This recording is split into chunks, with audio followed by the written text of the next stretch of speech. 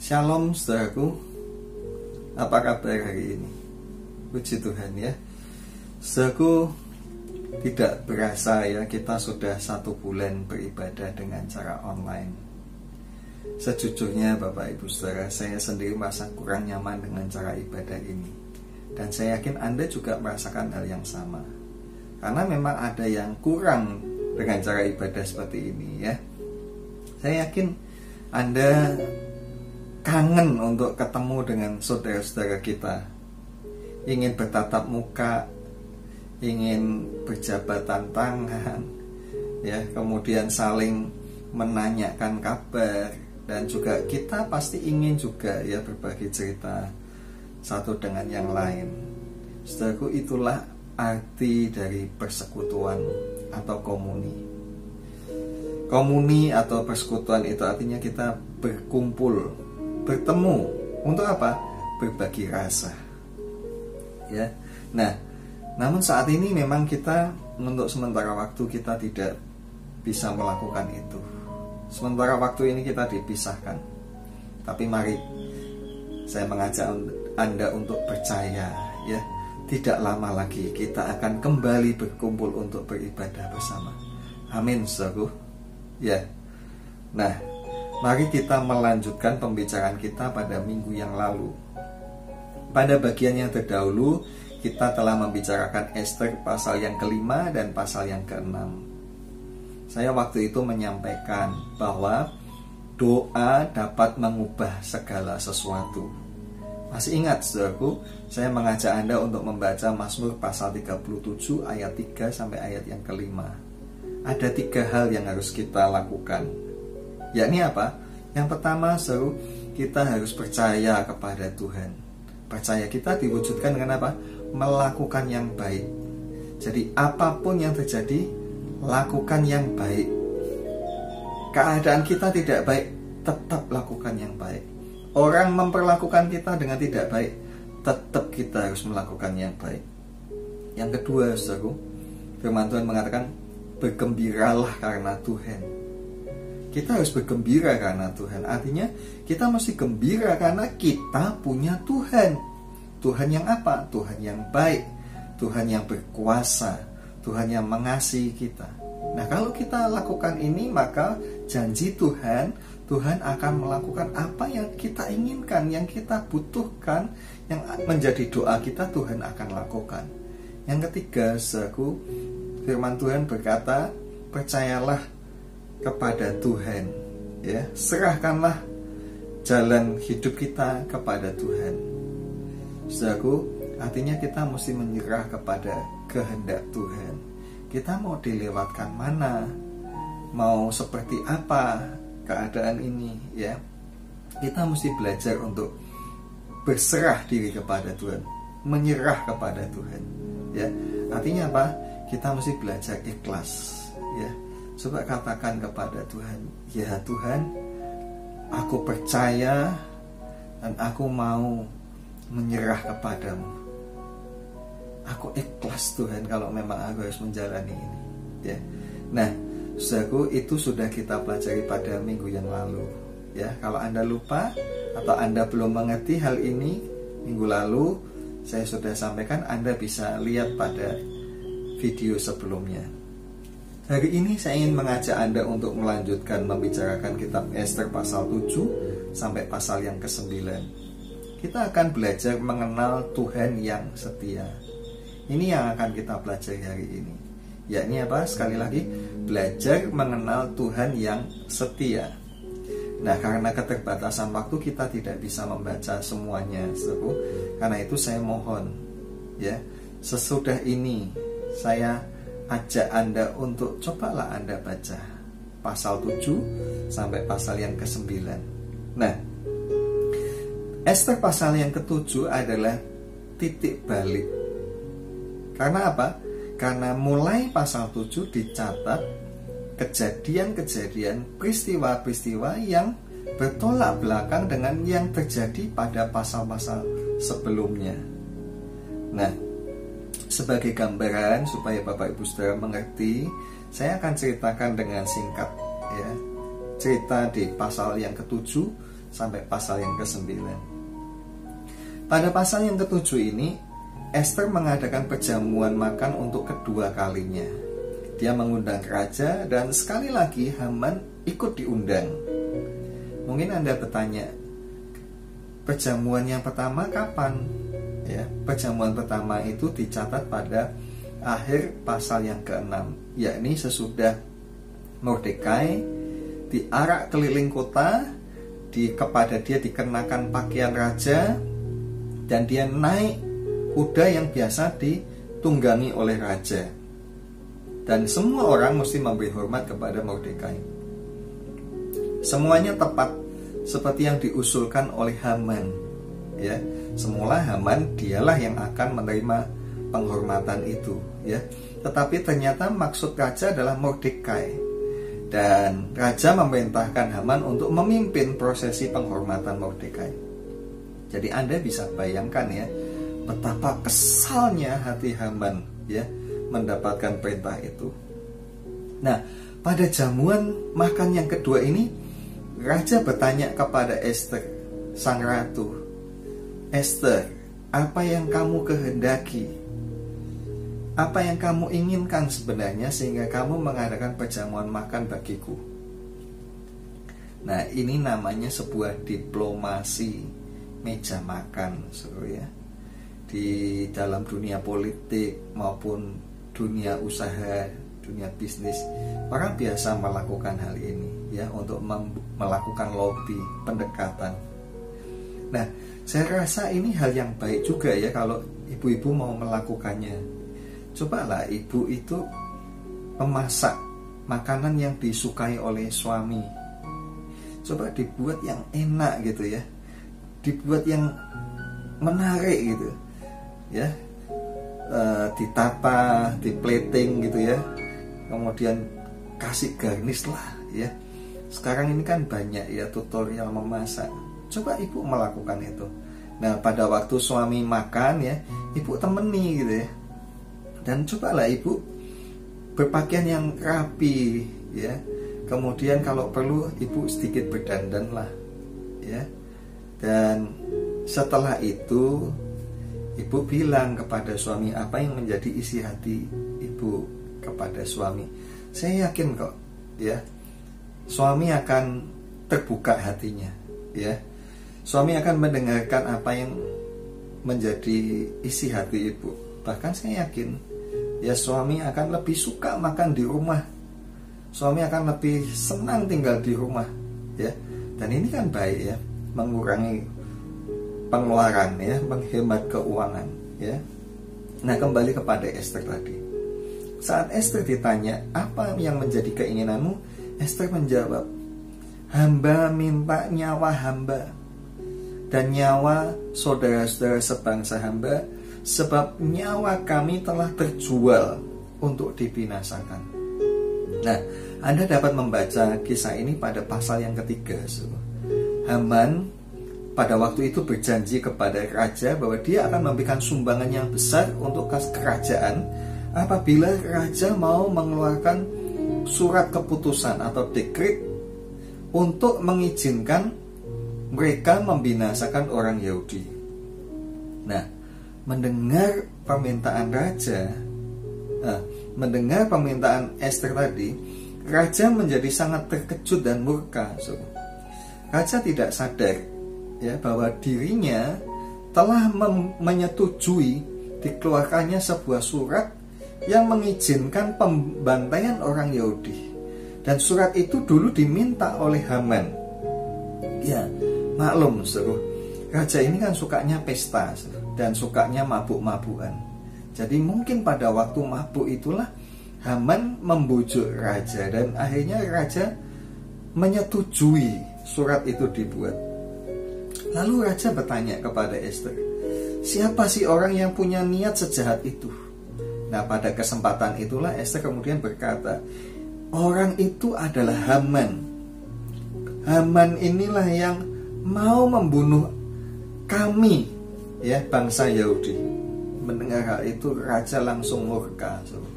Dan karena kebiasaannya suka mabuk, ketika dia murka dia mengambil minumannya, ya, menenggak minumannya. Dan kisah selanjutnya nanti Anda bisa baca, Haman kemudian disergap oleh para pengawal raja. Dan kepada raja juga dilaporkan bahwa Haman telah membuat sebuah tiang untuk menggantung Mordekai. Ya, maka raja menyuruh supaya Haman digantung pada tiang itu. Lalu kisah dilanjutkan pada pasal yang ke-8. Nah, pada pasal yang ke-8, Mordekai dipanggil oleh raja.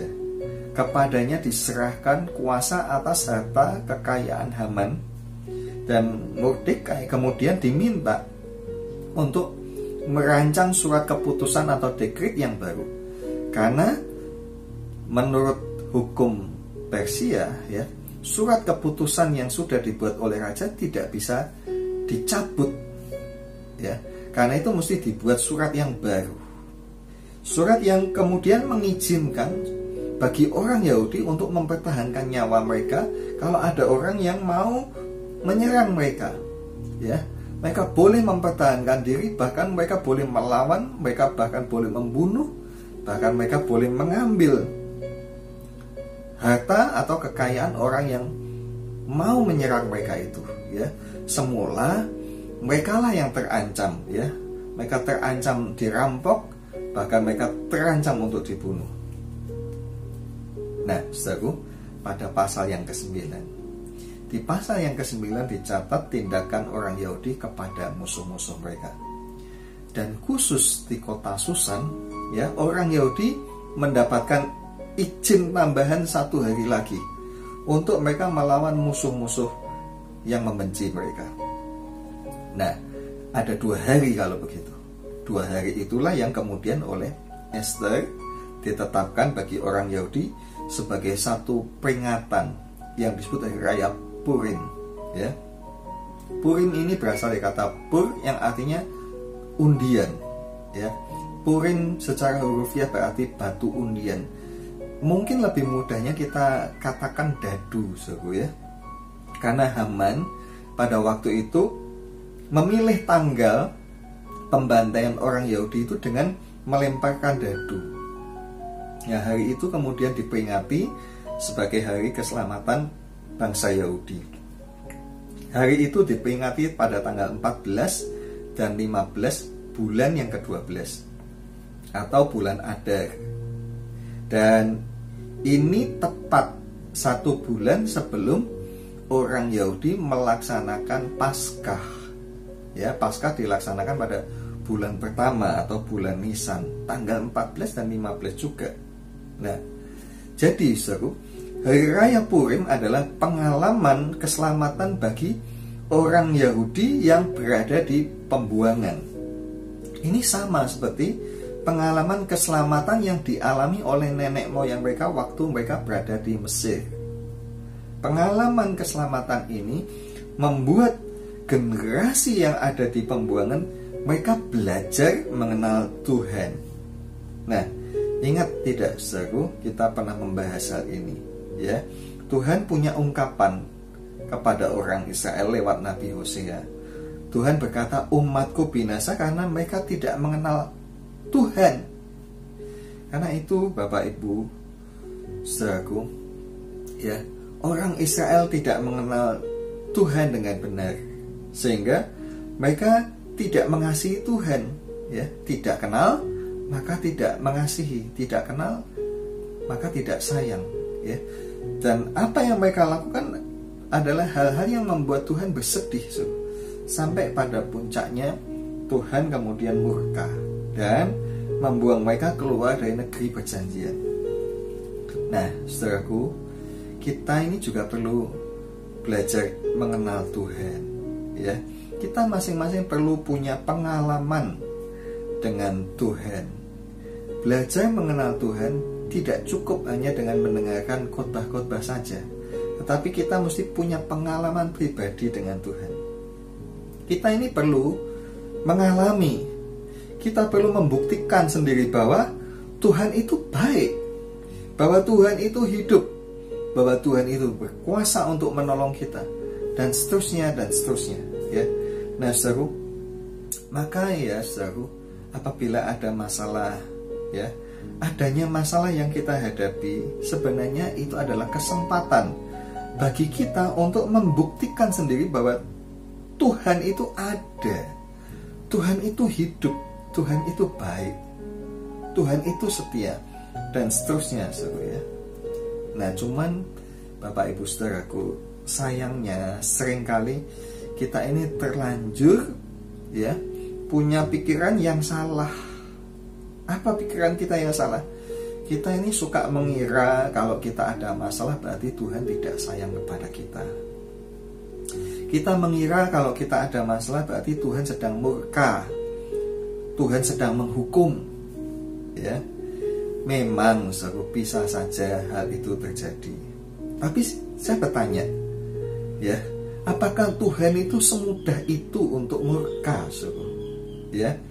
Apakah Tuhan itu seperti manusia, ya, yang mudah sekali marah, temperamental, ya, sedikit-sedikit murka? Apa benar Tuhan kita seperti itu? Ya, tentu saja salah kalau kita berpikir seperti itu. Ya, kita walaupun kita ini mungkin melakukan kesalahan, ya, tetapi karena kasih, Tuhan akan mendisiplin kita. Ingat ya saudara, Tuhan mengasihi kita. Kita salah, kita diapakan? Kita didisiplin, ya. Bukan Tuhan karena geram, Tuhan murka, maka Tuhan menghukum, Tuhan menghajar, bahkan Tuhan membinasakan.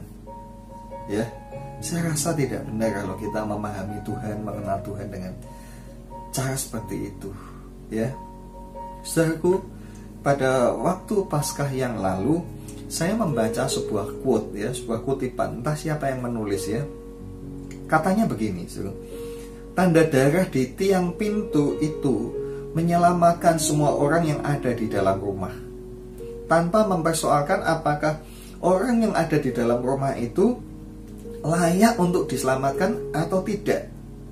Nyatanya semua orang yang berada di rumah-rumah dengan tanda darah anak domba di tiang pintunya, mereka semua diselamatkan.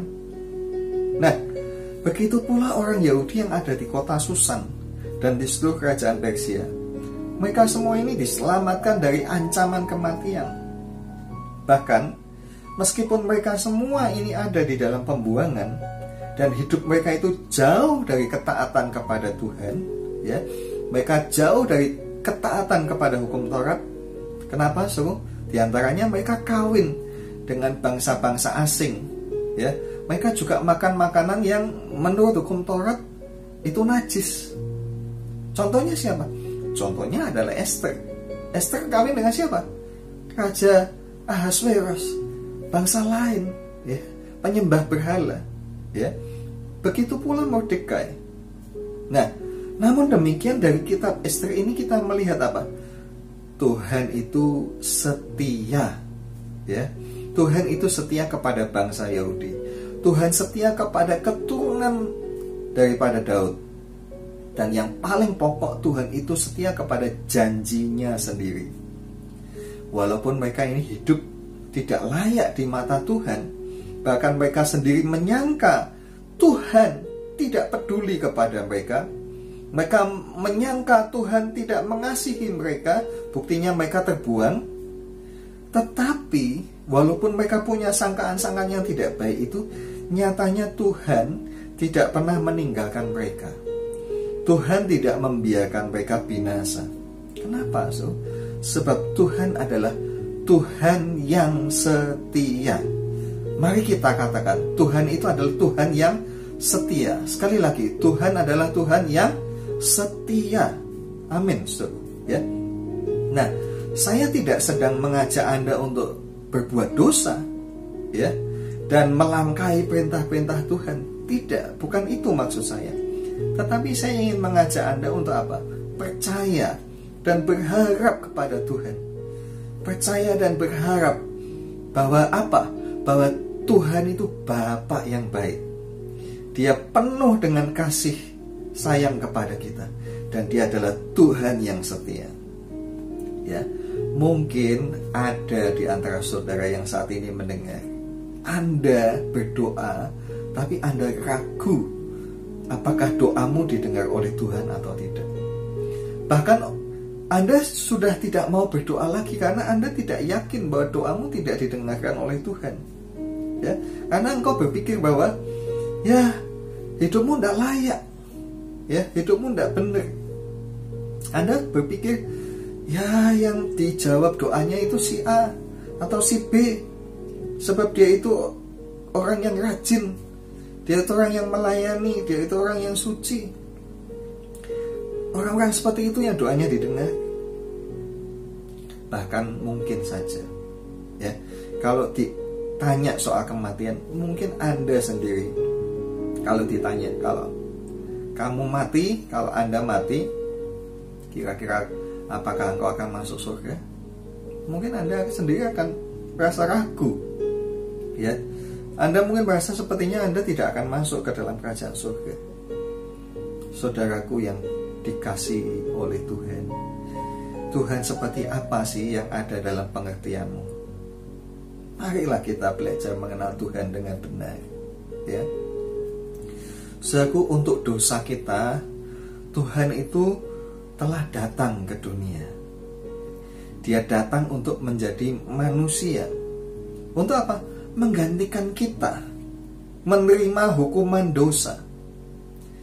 Dia mati bagi kita justru karena kita masih berdosa, ya. Nanti Anda bisa membaca itu dalam surat Roma pasal 5 ayat yang ke-8, ya. Nanti Anda buka ya, Roma 5 ayat yang ke-8. Dia mati bagi kita ketika kita justru masih berdosa. Nah, kalau bicara soal keselamatan Bapak Ibu Saudara dan juga surga, keselamatan dan surga itu bukan usaha kita untuk masuk ke sana, bukan kebaikan kita yang akan membawa kita ke sana. Semuanya itu karena kasih karunia Tuhan. Semuanya itu adalah anugerah Tuhan, ya. Anda dapat membaca itu dalam surat Efesus 2 ayat 8 dan ayat yang ke-9. Nah, saudaraku, tugas kita apa? Tugas kita adalah percaya kepada Tuhan Yesus. Percaya bahwa Dia adalah juru selamat kita. Dan kita mesti apa? Bertobat. Ya. Bertobat artinya apa? Meninggalkan dosa. Ya. Kisah para Rasul pasal 20 ayat yang ke-21. Karena itu saudaraku, marilah kita bertobat. Ya, saya mengajak Anda untuk bertobat. Tinggalkanlah dosamu. Ya, kepada perempuan yang tertangkap melakukan dosa, Tuhan berkata, "Aku tidak akan menghukum kamu. Pergilah dan jangan berbuat dosa lagi." Ya, Tuhan mau kita tidak berbuat dosa lagi. Nah, itu yang Tuhan kehendaki. Nah, sekarang Anda mungkin ada dalam kesulitan. Apa yang harus Anda lakukan? Berdoalah, ya. Bila Anda percaya bahwa Tuhan itu Bapa yang baik, bila Anda percaya bahwa Dia mendengarkan doamu, maka sesungguhnya doamu akan benar-benar didengarkan oleh Tuhan. Ya, berdoa dengan percaya, jangan ragu, jangan bimbang, yakini Tuhan itu setia, Tuhan itu baik, dan Tuhan akan menjawab doamu. Kenapa? Sebab lewat itu nanti, ya, kalau doamu dikabulkan oleh Tuhan, Anda nanti akan belajar mengenal Tuhan. Coba Anda ingat kisah tentang anak yang hilang. Apa yang dilakukan oleh bapaknya? Bapaknya menunggu, bapaknya menerimanya kembali, bapaknya memulihkan keadaannya. Ya, Anda bisa baca itu dalam Lukas pasal 15 ayat 11 sampai ayat yang ke-24. Saudaraku, yang Tuhan harapkan adalah kita kemudian belajar mengasihi Tuhan. Kalau Tuhan sudah menyatakan kasih-Nya, Tuhan ingin kita kemudian juga belajar mengasihi Tuhan. Dan itulah yang selalu Tuhan ulang-ulang, ya, Tuhan lakukan kepada orang Israel. Anda bisa baca itu mulai dari zaman Hakim-Hakim, ya. Dalam kitab Hakim-Hakim, Tuhan itu berulang-ulang menyatakan pertolongannya kepada orang Israel. Mereka jatuh bangun, ya. Kenapa? Setiap kali setelah Tuhan tolong, mereka tidak setia kepada Tuhan. Nah, jangan seperti mereka, ya. Tapi walaupun mereka jatuh lagi, Tuhan tetap tolong kembali, ya. Itu terus Tuhan lakukan sampai pada zaman nabi-nabi, saudaraku. Nah, sebagai ayat penutup, saya ingin mengajak Anda untuk membaca ayat ini bersama-sama. 2 Timotius 2 ayat yang ke-13. Coba dibuka. 2 Timotius 2 ayat yang ke-13. Kita baca bersama, ya. 2, 3. Jika kita tidak setia, Dia tetap setia, karena Dia tidak dapat menyangkal dirinya. Kita ulangi. Jika kita tidak setia, Dia tetap setia, karena Dia tidak dapat menyangkal dirinya. Ya, coba Anda baca ulang-ulang dan coba Anda hafalkan. Ya, jika kita tidak setia, Dia tetap setia. Ya, dan Tuhan sudah setia kepada kita, ya. Karena itu mari kita belajar setia kepada Tuhan. Apa yang menjadi pergumulanmu, persoalanmu, mari percaya, jangan ragu untuk berdoa. Tuhan itu baik, Dia Bapa yang baik. Percaya, Dia akan mendengarkan doamu, ya. Nah, saya ingin mengajak Anda untuk menyanyikan pujian kita, ya. Kau Allah yang setia, ya. Mari kita siapkan hati kita untuk menyanyikan pujian ini, dan siapkan juga perjamuan, ya. Sekarang bisa dibagi, ya, sambil dibagikan perjamuannya, dan kita akan nyanyi bersama-sama. Kau Allah yang setia. Kau Allah yang setia, penolong dalam kesesakan, sumber kekuatan di saat aku membutuhkan. Mari kita nyanyikan pujian ini.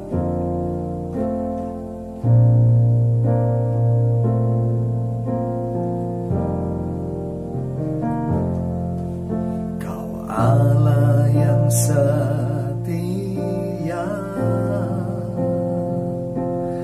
penolong dalam kesesakan, sumber kekuatan di saat aku membutuhkan.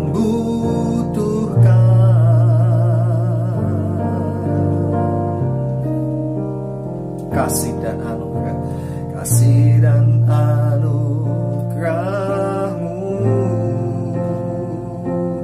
membuatku sujud bertelut.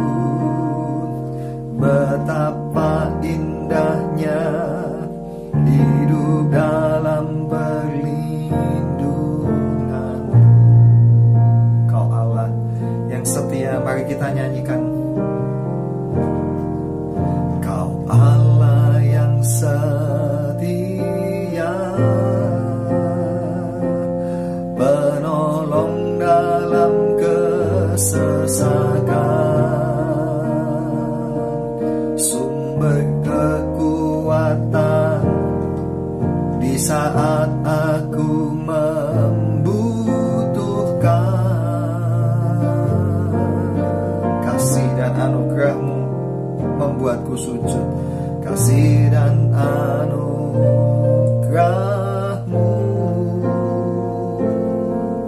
membuatku sujud bertelut.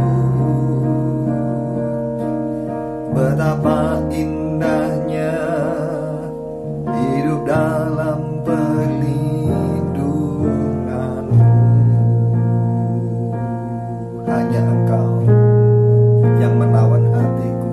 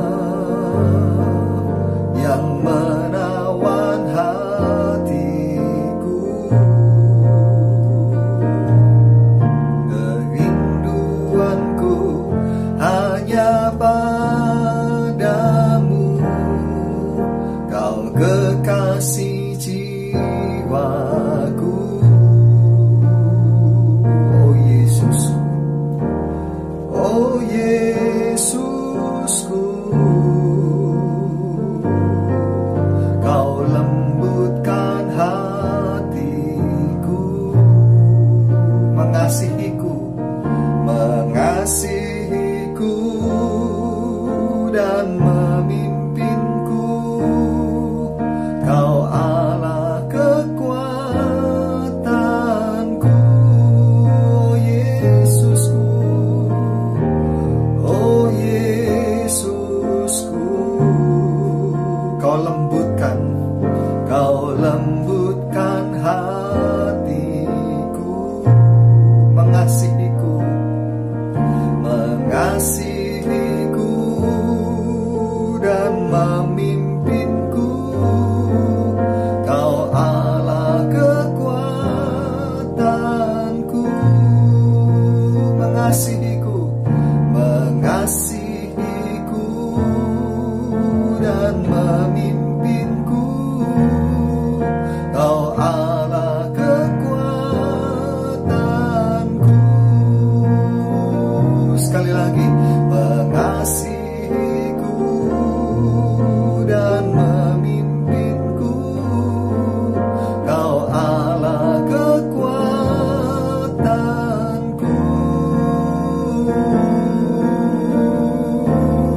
Sembah Tuhan, sembah Tuhan yang setia. Haleluya.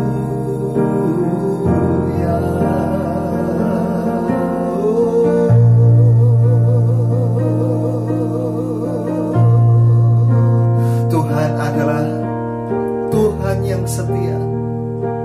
Sekalipun kita tidak setia, Dia tetap setia, sebab Dia tidak dapat menyangkali dirinya. Haleluya. Percayalah kepada Tuhan, kepada kasih-Nya, kepada setia-Nya. Apa yang menjadi kesusahanmu saat ini, mari berdoa, mari percaya, mari berharap kepada Tuhan. Dia sangat mengasihi kita, Dia sangat mengasihimu. Untuk kitalah Dia datang ke dalam dunia ini, menyelamatkan kita. Dia menjadi manusia untuk memikul hukuman kita, supaya kita jangan binasa. Haleluya, haleluya.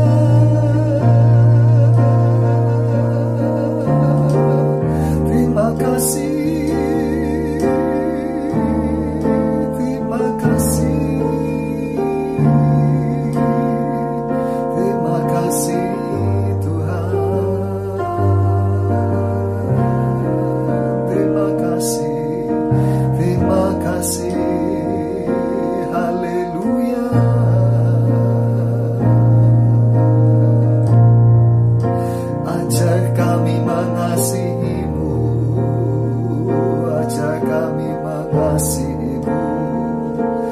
Ajar kami setia kepadamu.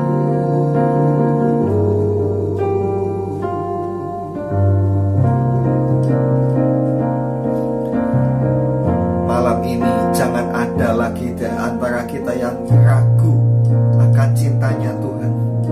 Jangan ada lagi yang ragu doamu tidak didengar. Jangan, sebab Dia Bapa kita yang baik. Percaya kepada Tuhan. Dan saya mengajak kita untuk kita mengenang kasih Tuhan kepada kita. Bapa telah mengaruniakan putranya yang tunggal, supaya kita yang percaya tidak binasa. Sore hari ini kita akan mengenang perjamuan terakhir Tuhan. Karena itu sekarang saya minta kepada bapak-bapak untuk membagikan perjamuannya kepada istri dan kepada anak-anak. Dan mari kita siapkan hati kita. Sebelum kita makan roti dan anggur ini, kita akan terlebih dulu masing-masing berdoa kepada Tuhan. Mintalah ampun kepada Tuhan. Segala kesalahan, pelanggaran apa yang telah engkau lakukan, mari diakui kepada Tuhan. Omongan-omongan, perbuatan, sikap kita, ya, juga pikiran-pikiran, perasaan-perasaan, mari mengaku kepada Tuhan.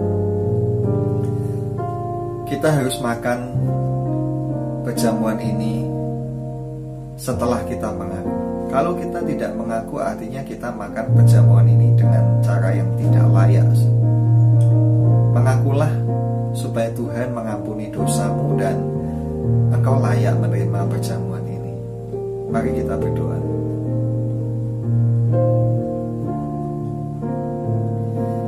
Bapa kami yang di surga, ampunilah kesalahan kami ya Bapa, segala kekeliruan kami dalam kata-kata, baik kepadamu maupun kepada sesama kami manusia, mungkin juga kepada keluarga kami, kepada istri, kepada anak-anak, kepada suami, kepada orang tua. Segala kesalahan kata-kata kami, sikap kami, perbuatan kami yang tidak menyenangkan hatimu juga Tuhan, kami mohon ampun. Juga pikiran-pikiran yang keliru, perasaan-perasaan yang keliru, kami mohon ampun. Juga pikiran kami yang salah tentang Engkau Tuhan, ampuni kami Tuhan. Kami yang keliru mengenalmu, hari ini kami mendengarkan firman-Mu, dan kami percaya Tuhan, Engkau Tuhan yang setia, Engkau Bapa yang baik, Engkau pasti menolong kepada kami, supaya dengan pertolongan-Mu itulah kami belajar mengenal kebaikan kasih-Mu. Terima kasih Tuhan. Dan sekarang kita akan mengangkat itu roti lebih tinggi dari kepala kita dan dengarkan perkataan firman Tuhan. Pada malam ketika Tuhan Yesus akan diserahkan, Tuhan mengambil roti, lalu mengucap syukur, lalu memecahkan roti itu dengan berkata kepada muridnya, "Inilah tubuhku, dagingku yang diremukkan bagi kamu. Ambillah ini dan makanlah. Karena itu bukankah roti yang kita ucapkan syukur dan yang kita pecahkan adalah persekutuan kita dengan tubuh Kristus?" Amin. Dalam nama Tuhan Yesus kita makan.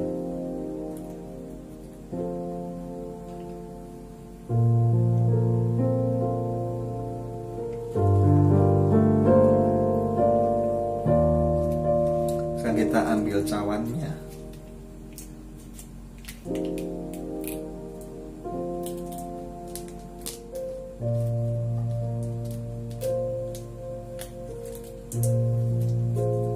Dan mari kita angkat cawan itu lebih tinggi dari kepala kita dan dengarkan perkataan firman Tuhan. Pada malam itu juga Tuhan Yesus mengambil cawan, mengucapkan syukur dan kemudian membagikan kepada muridnya dengan berkata, "Inilah cawan darahku, darah perjanjian baru yang telah ditumpahkan untuk pengampunan dosa kamu semua. Ambillah ini dan minumlah, dan lakukanlah ini selalu untuk mengingat akan aku." Karena itu Bapak Ibu Saudara, bukankah cawan yang kita ucapkan syukur, bukankah ini adalah persekutuan kita dengan darah Kristus? Amin. Dalam nama Tuhan Yesus kita minum. Terima kasih Tuhan. Mari berterima kasih. Terima kasih Tuhan. Terima kasih Tuhan. Terima kasih Tuhan. Ajarlah kami mengenal-Mu, mengenal-Mu dengan benar. Ajar kami mengenal kesetiaan-Mu dan menghargai, menghormati kesetiaan-Mu juga. Ajar kami mengasihi-Mu. Tuhan menolong kepada kami semua yang saat ini ada dalam keadaan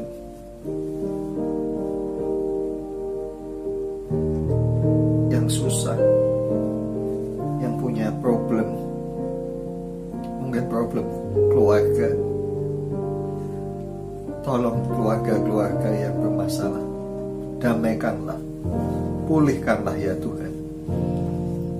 Mungkin yang punya problem soal kesehatan, yang sakit dan menderita, Tuhan jamahlah tubuh-tubuh yang sakit. Kasih pertolongan-Mu Tuhan bagi mereka. Juga mungkin ada di antara anak-anak-Mu yang saat ini sedang bingung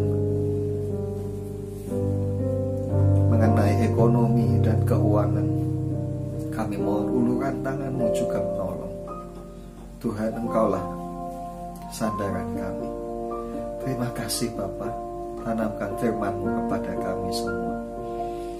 Terima kasih Bapa, kami minta di dalam nama Tuhan Yesus. Haleluya, amin. Saudaraku,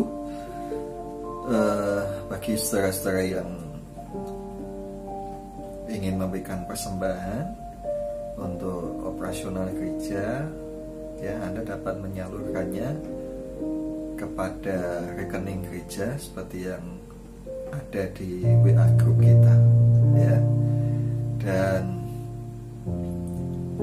terus berdoa, terus gunakan waktu sebaik-baiknya untuk kita boleh punya hubungan yang lebih baik dengan Tuhan, ya. Saya kira demikian, saudara, kita akan akhiri ibadah kita kali ini dengan berdoa. Mari menadahkan tangan kita di hadapan Tuhan. Bapak, terima kasih buat hari ini Engkau telah menolong dan memberkati kami dalam ibadah ini. Tuhan, berkatilah anak-anak-Mu yang sudah melayani, baik puji-pujian, musik, juga anak-anak-Mu yang melayani, yang tidak kelihatan, doa, menyiapkan tempat, menyiapkan rekaman-rekaman ini. Tuhan, memberkati semuanya. Dan juga Tuhan, kami mohon berkat pertolongan-Mu. Saat ini kami mintakan buat bangsa dan negara kami. Tuhan, pulihkanlah keadaan bangsa dan negara kami. Sembuhkanlah orang-orang yang sakit, sehingga negara kami boleh kembali normal kembali. Dan Tuhan menolong para pemimpin kami, memberi mereka hikmat, kebijaksanaan, segala ide, segala akal, daya, dan upaya untuk menolong bangsa kami keluar dari persoalan-persoalan. Kami mintakan untuk Bapak Presiden, para menteri, para gubernur, para wali kota, para bupati, camat, dan seterusnya. Tuhan menolong kepada mereka. Berikanlah kekuatan dan kesehatan juga bagi mereka, Bapak. Kami juga mohonkan Tuhan untuk rekan-rekan kami yang melayani kesehatan, para dokter, para perawat, mereka yang ada di barisan paling depan. Tuhan, jaga, lindungi, beri penghiburan-Mu kepada mereka, beri kekuatan kesehatan, juga tolong kepada keluarga-keluarga mereka, berikan penghiburan-Mu juga kepada mereka, jagai mereka juga Tuhan. Kami juga berdoa untuk rekan-rekan yang menjaga keamanan, aparat kepolisian maupun TNI. Tuhan juga memberkati mereka, beri kekuatan, beri kesehatan, beri kewaspadaan, beri juga mereka kemampuan untuk mengamankan seluruh daerah, seluruh pelosok Tuhan. Dan juga Tuhan membackup mereka dengan malaikat-Mu, sehingga orang-orang yang berniat jahat, rencana-rencana jahat untuk mengacaukan bangsa ini, semuanya boleh digagalkan. Terima kasih Bapa. Dan kami yang menadah tangan ini, kami juga perlu berkat-Mu, kasih sayang-Mu kepada kami. Karena itu Bapa, ulurkanlah tangan-Mu atas kepala kami anak-anak-Mu. Karena itu Bapak, Ibu, dan saudaraku, marilah kita terima dari Allah Bapa kita berkat, rahmat, pertolongan, kekuatan, kesehatan, kesembuhan, dan segala yang kita perlukan untuk hidup kita. Bapa kita memelihara kita. Dan marilah kita berjalan di dalam kasih sayang Tuhan Yesus dan penyertaan Roh Kudus. Damai sejahtera memenuhi hati kita senantiasa. Tuhan memberkati semua yang kita kerjakan menjadi berhasil, dan kita persembahkan untuk kemuliaan nama Tuhan. Terima kasih Bapak. Kami terima dengan iman dan ucapan syukur kami dalam nama Tuhan Yesus Kristus. Haleluya. Amin. Kita nyanyikan terima kasih Yesusku. Terima kasih Yesusku, terima kasih Yesusku. Puji syukur hanya bagi Tuhanku. Terima kasih Yesusku, terima kasih Yesusku. Puji syukur hanya bagi